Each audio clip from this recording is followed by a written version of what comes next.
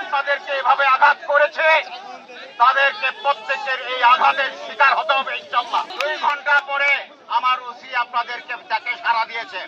আমি আপনাদেরকে এই মুহূর্তে আমি এখানে দাঁড়িয়ে বলতে চাই আমি তাকে সাসপেন্ড করব। তাই আপনাদের শরীরে যে রক্ত ফ্যাসিবাদী বিরোধী রক্ত, আমার শরীরে একই ফ্যাসিবাদী বিরোধী রক্ত। আমাকে ফোর্স রিটায়ারমেন্ট দেওয়া হয়েছিল। I was not in the job. আমাকে ফোর্স রিটায়ারমেন্ট দেওয়া হয়েছিল।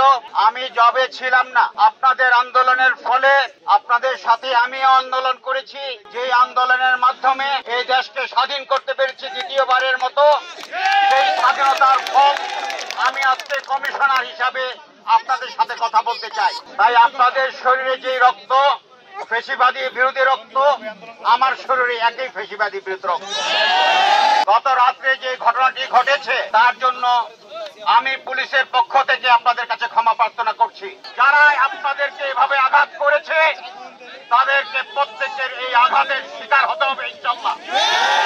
আমি আপনাদেরকে বলতে চাই আমরা এক এক করে তাদেরকে খুঁজে বের করব।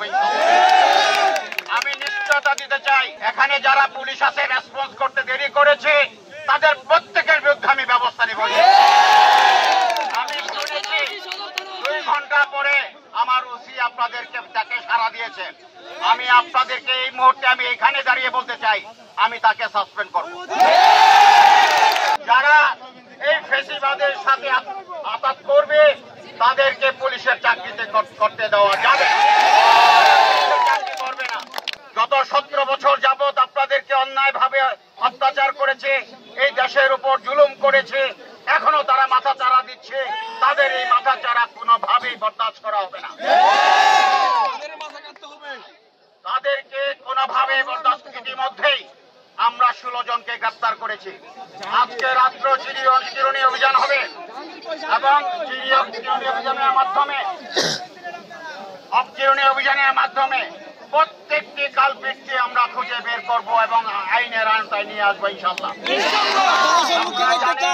ইতিমধ্যে মন্ত্রণালয় সিদ্ধান্ত নিয়েছে, স্বরাষ্ট্র মন্ত্রণালয়